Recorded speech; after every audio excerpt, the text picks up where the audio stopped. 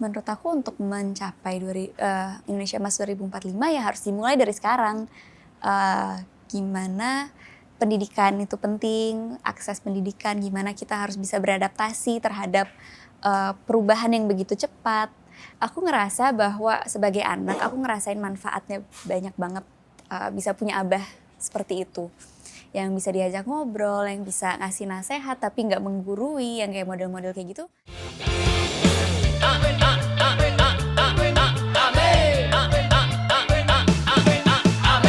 Assalamualaikum warahmatullahi wabarakatuh.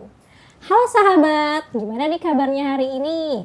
Ketemu lagi dengan saya Hasna Hasan di Ngopi Bareng Sahabat Abi.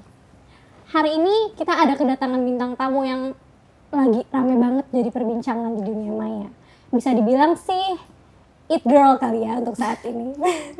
Pokoknya idola kaum remaja deh, bahkan yang udah nggak remaja pun juga mengidolakannya karena tutur katanya yang lembut, pendidikannya sangat cemerlang, cantik banget, dan bintang tamunya adalah ada Kak Mutiara Baswedan. Halo.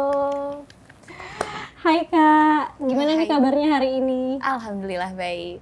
Alhamdulillah. Gimana kesibukannya sejauh ini, apa aja nih udah menjelang hari pemilu? Jadi kesibukannya, kalau untuk pekerjaan aku di tim substansi kampanye Abah. Amin sih sebenarnya, nggak cuma Abah. Di situ aku bekerja sebagai researcher yang bantu nyiapin materi-materi, misalnya untuk visi misi, untuk debat.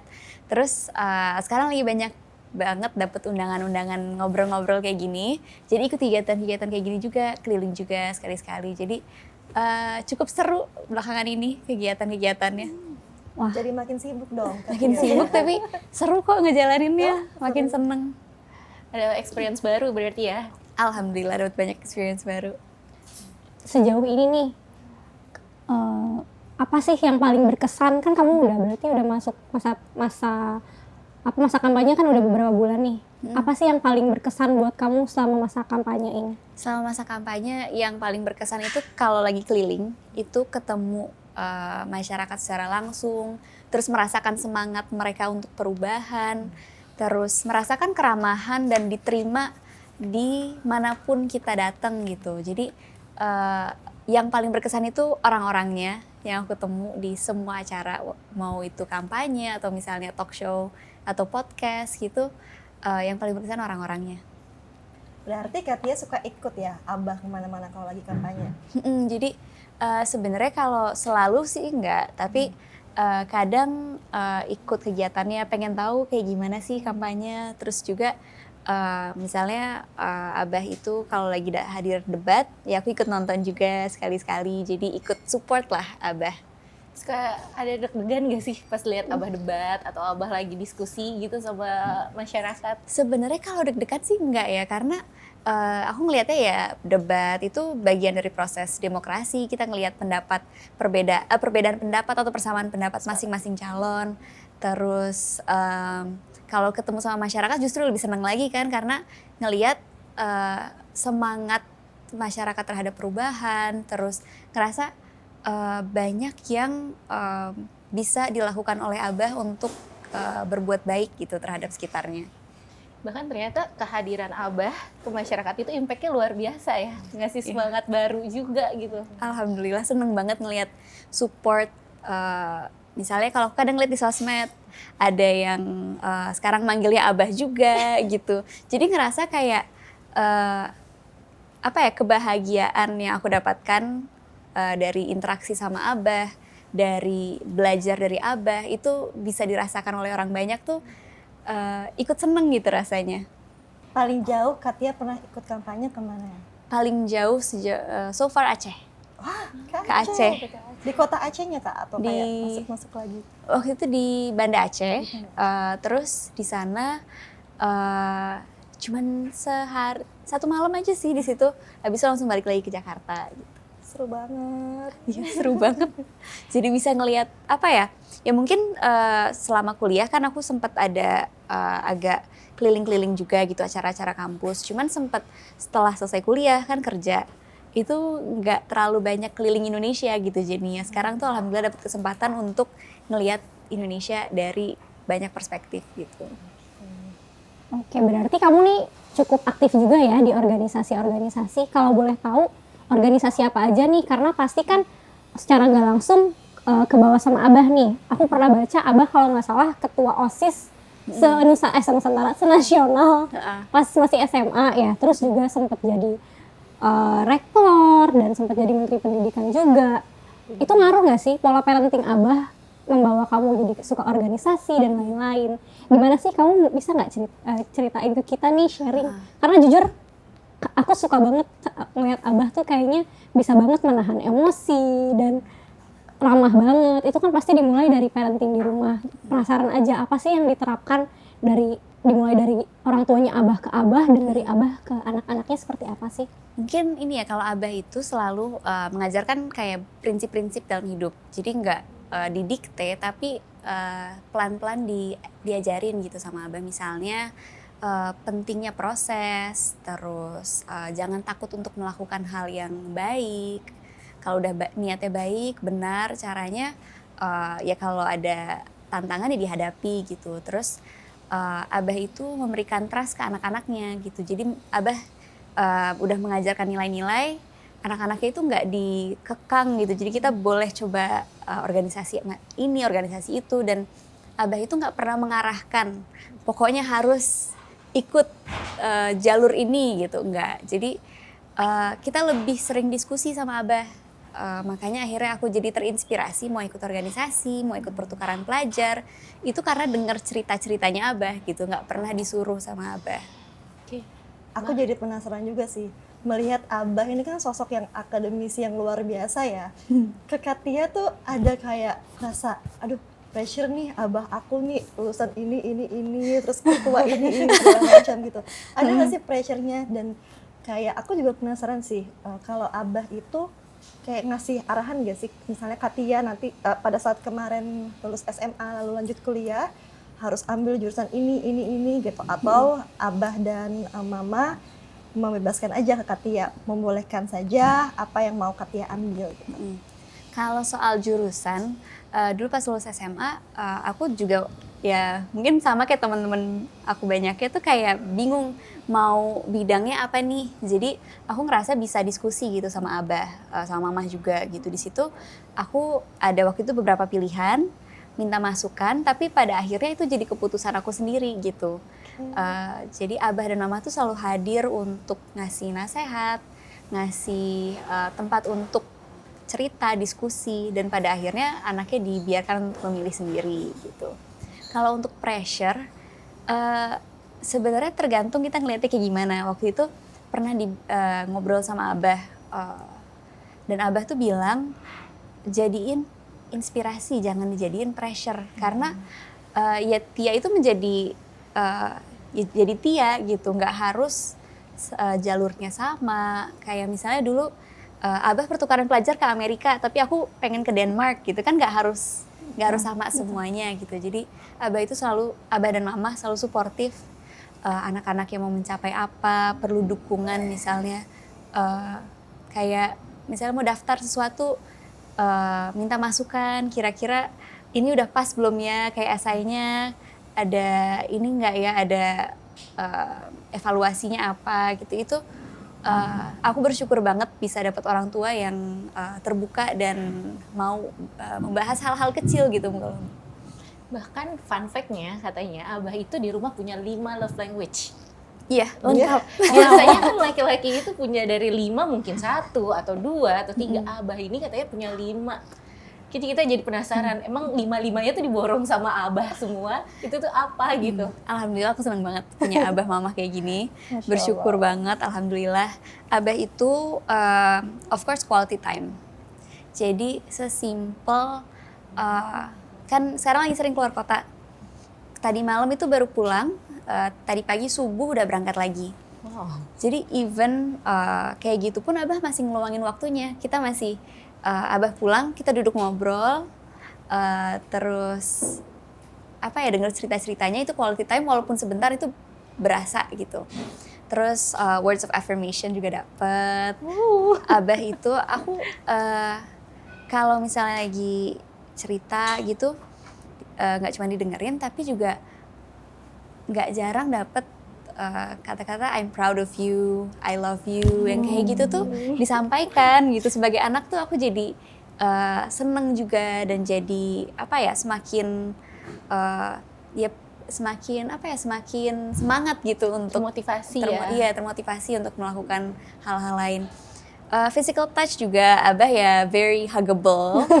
Jadi kita kalau di rumah juga ya sama adik-adik kadang suka group hug gitu-gitu. Jadi So sweet. iya seru, jadi kayak hangat gitu suasana rumahnya.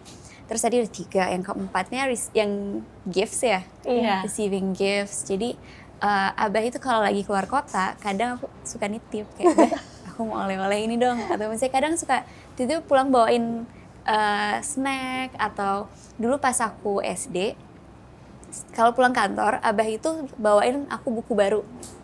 Jadi kalau buku aku udah selesai dibaca, Abah akan ya ke kantor setiap hari, pulangnya bawa buku baru lagi gitu. Jadi ditumbuhkan semangat belajarnya gitu. 4, satu lagi tuh apa ya? Satu lagi Tadi udah receiving gifts. Receiving gifts udah. Words of affirmation. Terus quality time. Terus Physical touch. Satu lagi itu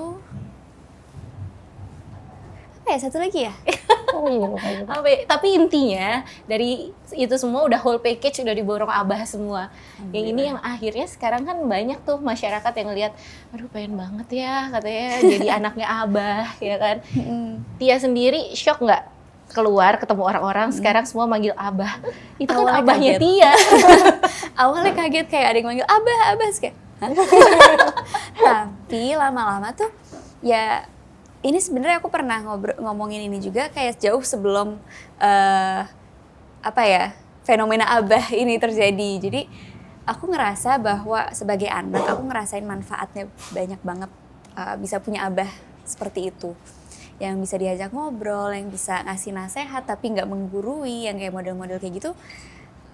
Masa cuma aku sih yang ngerasain gitu ya, pasti ada juga yang lainnya. Tapi aku ngerasa bahwa Abah ini memberi dampak yang besar kepada aku. Dan seneng banget ngelihat ketika Abah bisa live TikTok tuh, itu rasanya kayak lagi video call sama Abah. Jadi bisa dirasain sama orang banyak gitu. Dan manggil Abah juga berarti ada rasa kedekatan. Dan seneng jadi yang sayang sama Abah lebih banyak lagi. Amaze ya kayaknya. Karena berarti banyak banget ini euforia Abah ini Iya. menjangkau masyarakat luas banget. Virus Abah. Virus Iya. Abah. Dan kayak aku aja bahkan sampai ngeliat, wah Abah Anis, padahal cuma ngeliat di FYP TikTok misalnya atau di Instagram. Terus bener gak sih, emangnya kamu pernah gak dapat tempat duduk ya di acara Desak Oh iya. Anis? Jadi pas itu yang pasti Lombok, aku itu kan telat datangnya. Ya kalau telat datangnya ya kan konsekuensinya nggak Kamu dapet nih kan tempat anak duduk. capresnya, kan kamu anak Abah, masa nggak dapet sih tempat duduk atau privilege mungkin VIP di depan gitu? Enggak. Jadi waktu itu Wow. datang berdiri di belakang.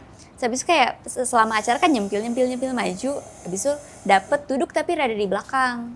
Jadi di situ tuh ya memang selalu diajarin sama Abah ya nggak bisa jalur cepet gitu. Sesimpel pas masuk kuliah aja kan Abah waktu itu Menteri Pendidikan. Udah kayaknya tuh agak pede gitu akan dapet undangan. Ternyata kan enggak. Dan setelah nggak dapet undangan, ya udah sama Abah, oke belajar. Kalau nggak dapet ya tahun depan daftar lagi gitu.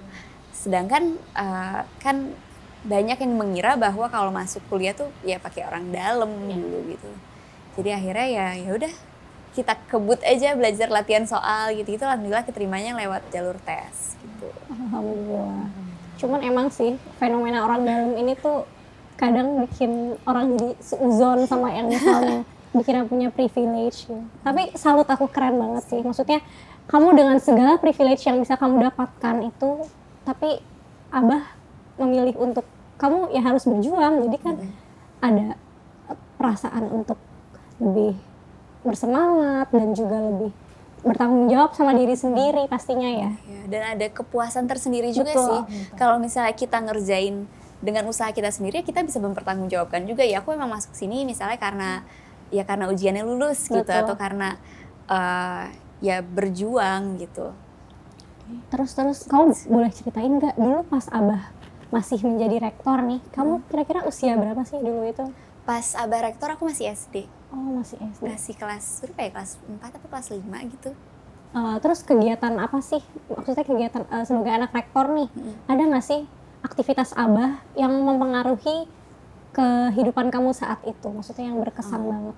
Jadi aku itu emang dari kecil rada penasaran gitu anaknya, rada kepo. Jadi akhirnya suka ikut Abah. Misalnya acara, jadi pembicara di mana ikut. Terus waktu itu Abah mulai mendirikan Indonesia Mengajar. Aku ikut ngintilin, ngeliatin gitu, apa sih yang dikerjain. Terus ketemu sama kakak-kakak pengajar muda. Dan di situ aku mendapatkan inspirasi banyak gitu, bisa look up tuh nggak cuman Abah tapi teman-teman pengajar muda di sana juga. Jadi dapet contoh orang-orang yang luar biasa tuh banyak, dan aku sangat bersyukur sih atas pengalaman-pengalaman itu. Berarti lagi dan lagi experience yang Tia terima hari ini semua itu berdasarkan apa yang Abah teladani gitu kan ke anak-anaknya. Iya, dan Abah itu kayak misalnya ada kegiatan keluar kota, kadang ngajak anak-anaknya juga gitu. Walaupun kita di situ cuman duduk gitu, nggak, kan masih SD, SMP ya umurnya, kita duduk dengerin, tapi justru dari situ kita belajar banyak tentang misalnya public speaking, terus tentang interaksi dengan orang kayak gimana. Ini skill-skill yang menurut aku ya bisa didapatkan dengan melihat secara langsung gitu. Katia pernah ikut ke dalam program Indonesia Mengajar? Waktu itu sebenarnya bukan sebagai pengurus, karena aku masih SD SMP ya waktu itu ya. Jadi lebih ke ikut kegiatannya. Jadi misalnya mereka lagi pelatihan di bareng tentara, terus aku ikut gitu, ngeliat kayak gimana. Terus pernah juga ikut ke daerah penempatannya pengajar muda waktu lagi liburan sekolah ke Majene. Di situ bantuin ngajar. Ya walaupun aku masih SMP, aku ngajarinnya yang kayak matematika untuk anak SD gitu. Matematika, terus bahasa Inggris yang kayak gitu-gitu. Dan mereka tuh semangatnya luar biasa, keren banget walaupun fasilitasnya mungkin terbatas. Jadinya tuh mereka sangat memanfaatkan kesempatan untuk belajar. Terus waktu itu kita naik gunung bareng-bareng, terus gambar-gambar di atas gunung gitu. Jadi ngelihat semangat untuk sekolah dimanapun itu tuh sangat tinggi gitu. Jadi terinspirasi juga sih dari mereka. Ya, dengan fasilitas yang terbatas, ternyata mereka lebih semangat ya dibanding kita nih anak-anak muda yang di kota. Aku juga sempat nonton podcastnya Abah. Aku setiap hari nonton podcast Abah ya. Aku sempat nonton podcast Abah. Abah cerita pada tahun 2010 ya kalau nggak salah Abah bikin Indonesia Mengajar itu. Beliau terinspirasi dari ketika beliau belajar di Amerika ya kalau nggak salah ya. Iya, dulu sempat di Amerika. Di Amerika, beliau tuh mempelajari kenapa sih negara-negara banyak negara-negara yang maju. Beliau bilang setelah dipelajari itu ternyata beliau lihat dari cara pendidikannya, dan beliau bilang beliau ketika kembali ke Indonesia ingin membuat satu pergerakan di bidang pendidikan khususnya supaya suatu saat nanti Indonesia bisa jadi negara yang maju juga. Amin. Terus aku lihat kayak Indonesia Mengajar ini luar biasa banget ya, bahwa setiap tahunnya itu ada anak-anak muda, anak-anak berbakat muda Indonesia yang jadi pengajar di pelosok-pelosok daerah, dan itu inisiatornya Abah Anis, luar biasa banget ya. Iya, dan sebenarnya nggak cuman Abah tapi semua pengajar muda di situ tuh mereka luar biasa. Mereka kan lulusan-lulusan terbaik, aktif gitu. Mereka tuh bisa aja langsung cari pekerjaan yang nyaman dan langsung ya memikirkan diri sendiri, tapi mereka memilih untuk turun tangan dan berkontribusi. Dan setahun loh mereka tinggal jauh dari keluarga, dengan ya bisa jadi pas-pasan gitu. Jadi apresiasi juga sih untuk mereka, keren banget. Tapi pantes sih Abah tuh harusnya kita jadiin duta small step big impact gitu gak sih, dari langkah kecil akhirnya kan manfaatnya luar biasa dirasakan sama anak-anak bangsa gitu kan. Betul. Tapi aku penasaran juga deh, Katia kan sempet ya ikut Kemajene ya, yang Indonesia Mengajar itu.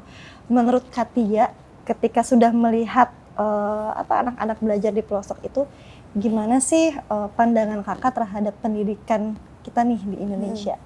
Kalau pendidikan di Indonesia menurut aku itu banyak yang semangatnya udah ada tapi nggak terfasilitasi. Jadi ketimpangan itu menjadi salah satu isu utama di mana misalnya dari jumlah SD ke jumlah SMP, jumlah SMA kan semakin lama makin dikit.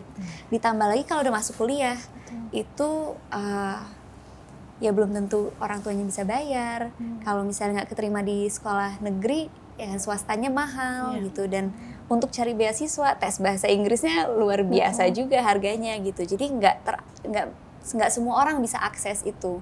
Jadi menurut aku yang aku cita-citakan gitu nanti ke depannya mudah-mudahan kalau ada perubahan, kepengen semua memiliki akses setara pendidikan yang berkualitas dan juga untuk pendidikan berkualitas, gurunya harus berkualitas juga. Betul. Dan untuk guru berkualitas pasti mereka harus tenang, jadi harus sejahtera.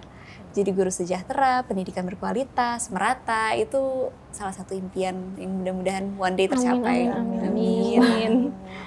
Teman-teman boleh kalau bantu, amin. Amin aja dulu. Betul, amin. Terus, ayo kita minum dulu deh. Silahkan Kak. Iya. Kira kita acaranya ngopi bareng ya. Ngopi bareng. Kita harus minum juga.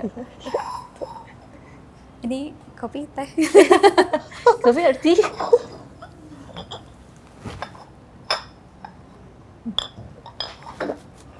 Nah, aku tuh tertarik tuh tadi dengan bahasannya Tia tadi soal bicara kesejahteraan dari para pengajar.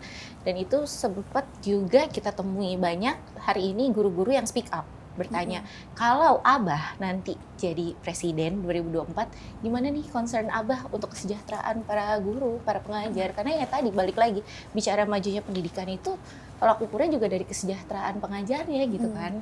Coba deh. Jadi kalau yang aku tahu, itu ada di visi misi, Ya. visi misinya Amin.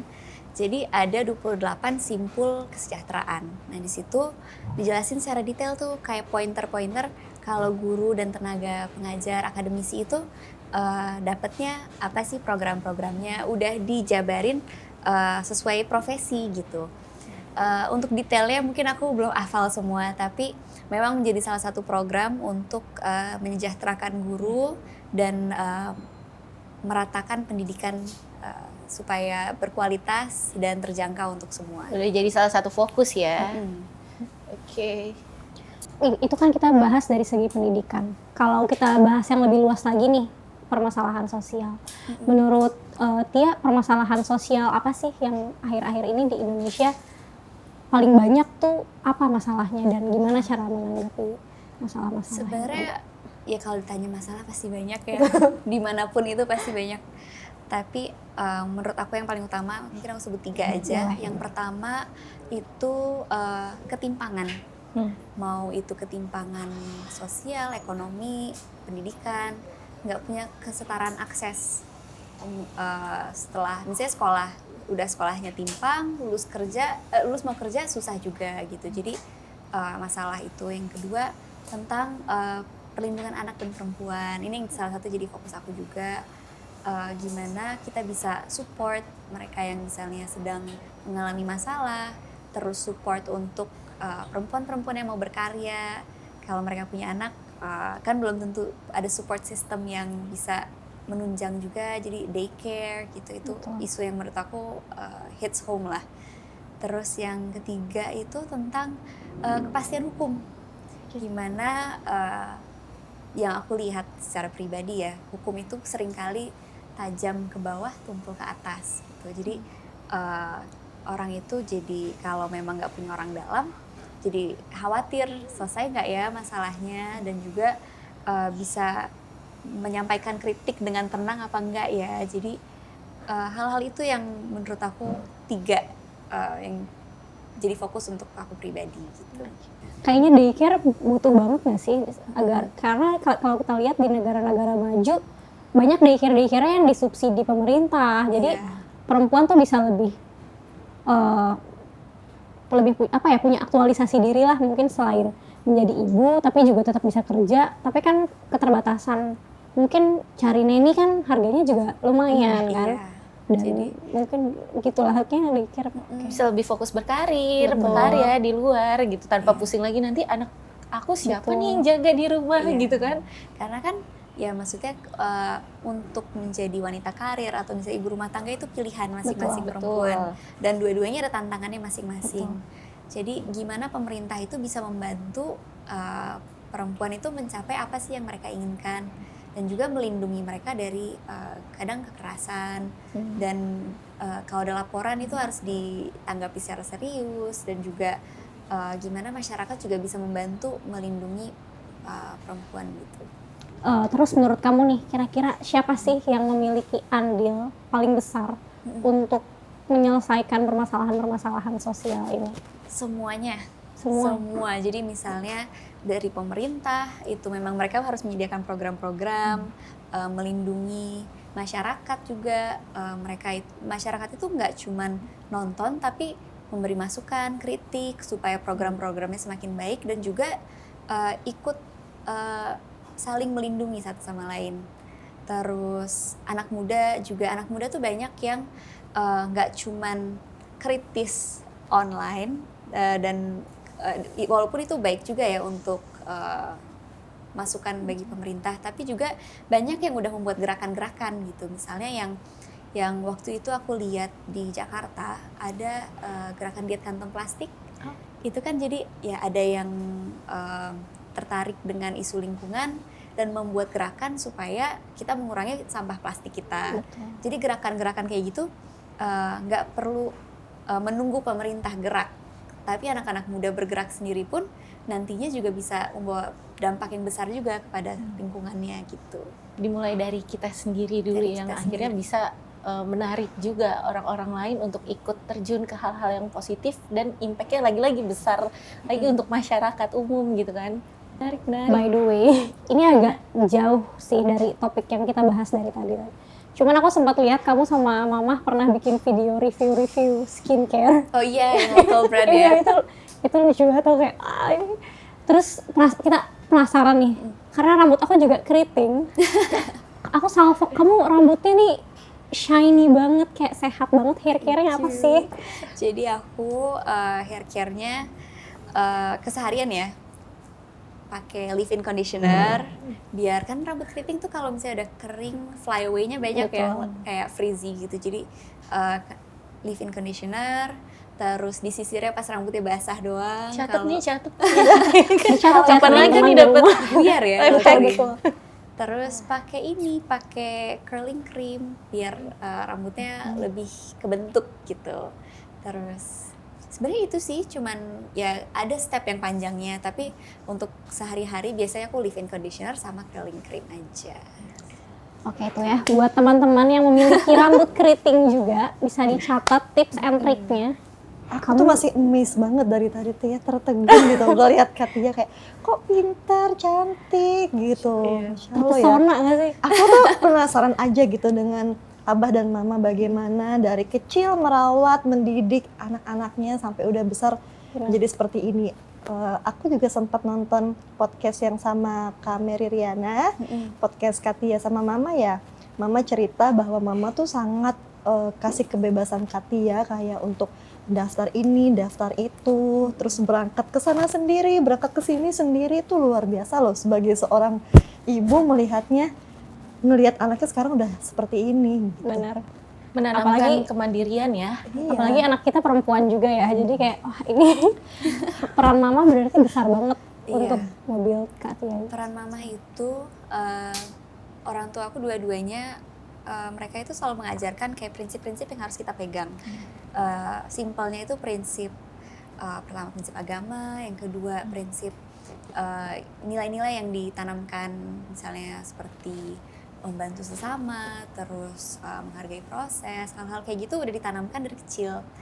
Nah, setelah kita udah usia yang bisa ikut organisasi, ikut kegiatan macam-macam, sama abah mama itu selalu diajarin, oke, dipegang ini prinsip-prinsipnya. Terus mama abah kasih kepercayaan gitu ke Tia misalnya, atau adik-adik. di situ aku justru jadi rasanya tuh kayak ya dikasih kepercayaan harus dijaga gitu. Betul. Jadi karena mama abahnya juga nggak mengekang, jadinya ada rasa tanggung jawab. Jadi aku nggak boleh Umpet-umpetan. umpet-umpetan. Udah dipercaya sama mama abah ya, yang dikerjain harus yang sesuai gitu, nggak boleh macem-macem gitu.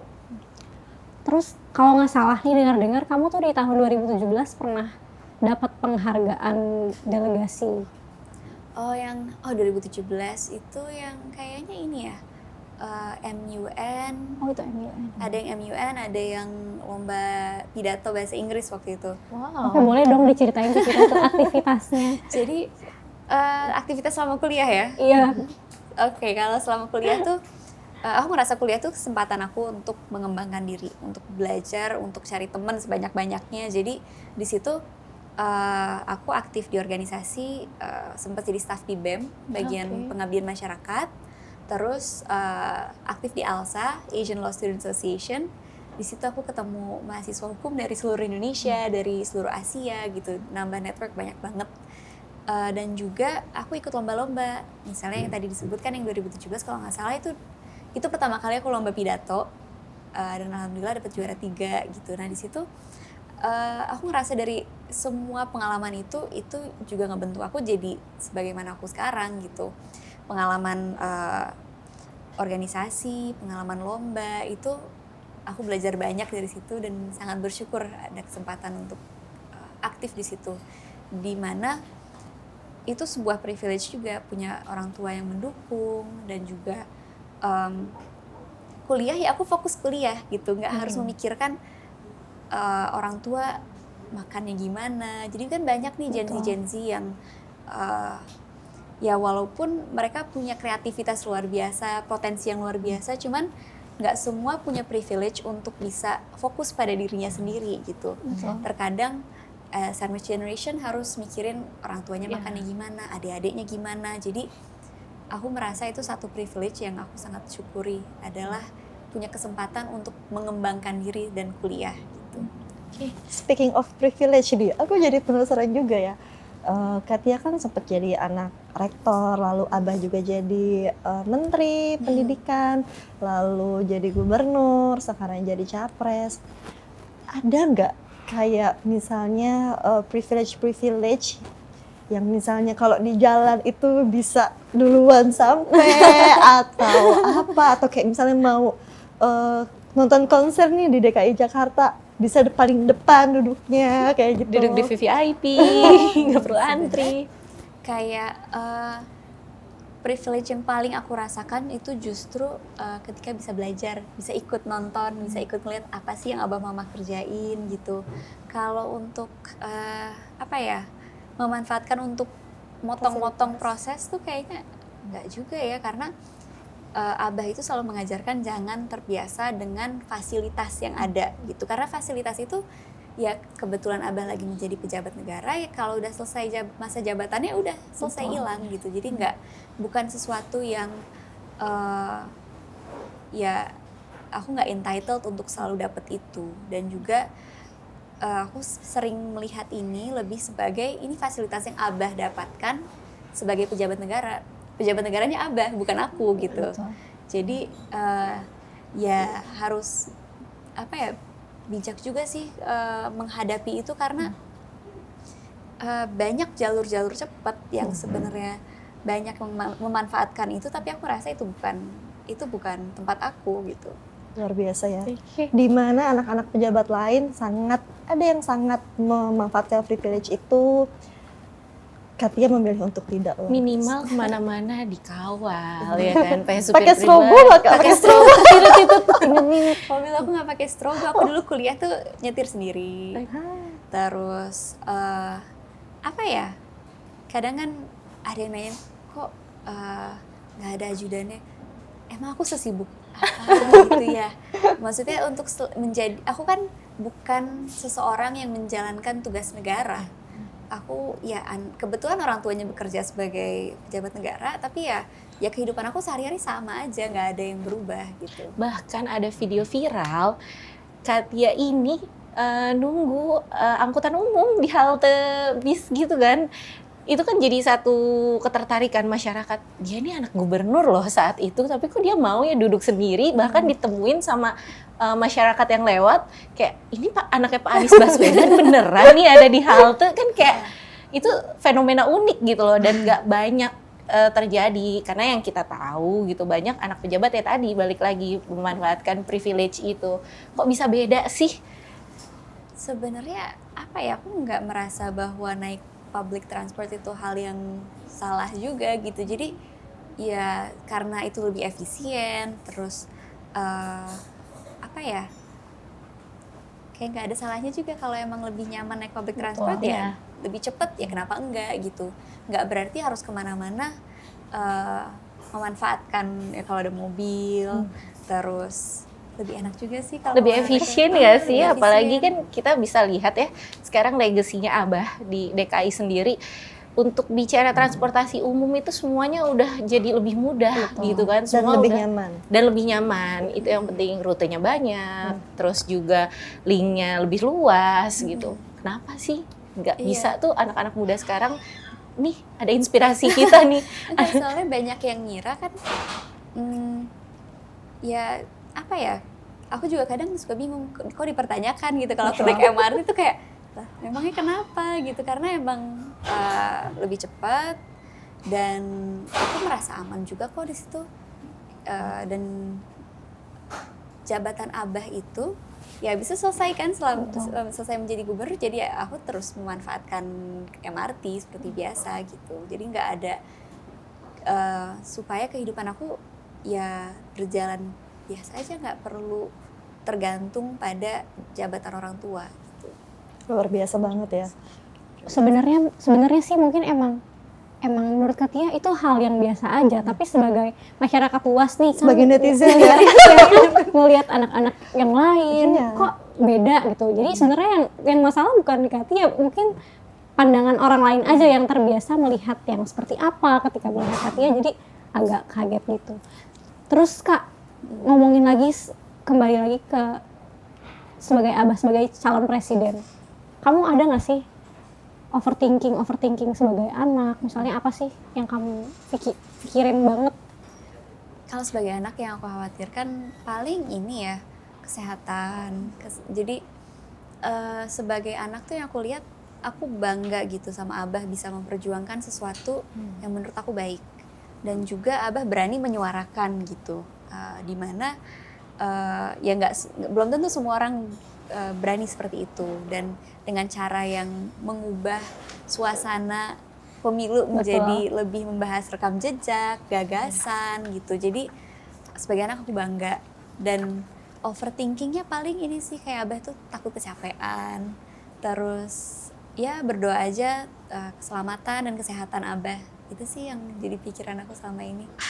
Kita doain ya, semoga Abah dalam setiap prosesnya selalu dilimpahkan kesehatan. Amin. Ya kan? Yang penting juga aman kemana-mana. Amin. Terus juga kayak kita perlu tahu deh, pasti kan selain yang pro ya, pasti kan ada juga yang kontra.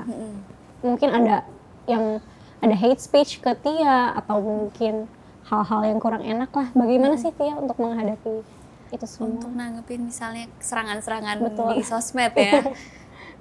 Apa ya? Ya mungkin itu udah pernah aku hadepin pas Abah maju gubernur. Awalnya kaget, cuman lama-lama beradaptasi, dan ya Abah itu selalu mengajarkan ada voice, ada noise. Voice itu apa yang mau mereka sampaikan, tapi noise itu mungkin caranya nggak tepat, atau misalnya kita nggak suka gitu dengan kok jadi aku yang ini, itu ya itu di luar kontrol kita gitu. Dan kita juga nggak tahu apa yang sedang mereka hadapi gitu, bisa jadi itu cara mereka menyampaikan atau melampiaskan itu beda-beda. Dan yang penting kita bisa menjaga diri supaya nggak terganggu oleh itu. Dan alhamdulillah selama ini masih aman. Alhamdulillah. Boleh tahu nggak sih, mungkin mimpi Kak Tia nih ada mimpi nggak sih untuk Indonesia di 2024 ini? Ini kan kita tahun baru, harapan baru, semangat baru. Mimpi apa sih dan harapan apa sih untuk Katia di 2024 ini? Harapan untuk Indonesia ya. menurut aku mudah-mudahan ada perubahan. Ada perubahan untuk yang Indonesia lebih baik, Indonesia adil makmur untuk semua. Amin. Mudah-mudahan kita bisa semua bisa mendapatkan kesetaraan akses pendidikan, terus perasaan aman, kepastian hukum, dan banyak sekali cita-cita yang ingin kita capai. Mungkin prosesnya nggak bisa instan, tapi mudah-mudahan suatu hari nanti bisa tercapai. Gitu. Amin. Amin aja dulu. Mau tanya satu pertanyaan lagi boleh nggak Hasna? Boleh dong. Boleh. Aku pengen tahu pandangan Katia mengenai Indonesia Emas 2000 menuju Indonesia 2045 ya? Menurut aku untuk mencapai Indonesia Emas 2045 ya harus dimulai dari sekarang. Gimana pendidikan itu penting, akses pendidikan, gimana kita harus bisa beradaptasi terhadap perubahan yang begitu cepat, dan ya itu dimulainya dari sekarang gitu. Untuk melihat 2045 ya harus dimulai dari ya 2024 gitu sekarang. Gak bisa instan. Jadi ya kalau misalnya penduduk Indonesia sudah mendapatkan pendidikan yang merata, bisa mendapatkan fasilitas yang bisa mengembangkan diri gitu, menurut aku insya Allah one day Indonesia bisa lebih dari emas gitu. Amin. Jadi kita harus mempersiapkan dari jauh-jauh hari nanti, karena itu kan itu 2045 itu adalah masa ketika kita menjadi angkatan abah. Ketika kita yang nanti yang mungkin jadi apa dan generasi anak-anak kita untuk menjadi yang lebih baik. Nggak kerasa ternyata sedih sih sebenarnya, waktunya udah mau habis cepet banget. Terima kasih banyak Katia untuk obrolannya, untuk waktunya hari ini, benar-benar berkesan banget. Thank you. Terima kasih. Iya, itu Thank you. kita yang thank you loh. Kita senang banget. Jadi ada pandangan baru dari sisi lain, betul. Ada inspirasi, ada bahkan tadi ada elemen tips and trick. Rambut krim ya. Jadi kita jadi lebih punya semangat ya sebagai anak muda buat jangan lupa kalau kita ini meskipun muda tapi kita punya peran yang penting untuk keberlangsungan Indonesia yang lebih baik. Makasih banget udah berbagi cerita. Ada nggak sih kata-kata nih dari Katia? Kata-kata mutiara. Boleh, kata-kata mutiara hari ini. Kata-kata mutiara. Buat kita, khususnya anak-anak muda nih yang pada nonton di YouTube, ada nggak Kak? Mungkin kalau terkait 2024 ini kali ya. Jadi buat ini ngeliatnya kemana nih ada? Kemana nih? Boleh nih. Jadi buat teman-teman semua 2024 ini kesempatan kita untuk mengevaluasi 5 tahun terakhir seperti apa dan juga menentukan arah Indonesia ke depannya. Mudah-mudahan teman-teman semua bisa memanfaatkan hak suara teman-teman semua pada tanggal 14 Februari 2024. Pilihlah pemimpin yang teman-teman nilai memiliki kesamaan terbesar dengan nilai teman-teman, dengan visi misi teman-teman, apa yang mau dicapai teman-teman, dan juga mudah-mudahan pemilu kali ini berjalan damai. Dan kita semua setelah pemilu apapun hasilnya itu yang terbaik untuk Indonesia dan bisa membawa perubahan untuk Indonesia adil makmur untuk semuanya. Amin. Teman-teman, Amin aja dulu. jangan lupa ya, pilih pemimpin yang membawa perubahan. Betul. Selalu perubahan. Selalu bawa perubahan. Terima kasih juga buat Kak Ana, buat Kak Desi. Terima kasih. Terima kasih, Katia. Katia, terima Next kasih. mungkin kita bisa ngobrol-ngobrol lagi ya. Untuk semua sahabat Abi di rumah, terima kasih juga udah nonton ngobrol-ngobrol bareng kita bersama Kak Tia. Semoga di episode-episode selanjutnya kita bisa ketemu lagi dengan bintang tamu yang gak kalah seru. Wabillahi taufiq wal hidayah. Wassalamualaikum warahmatullahi wabarakatuh. Waalaikumsalam.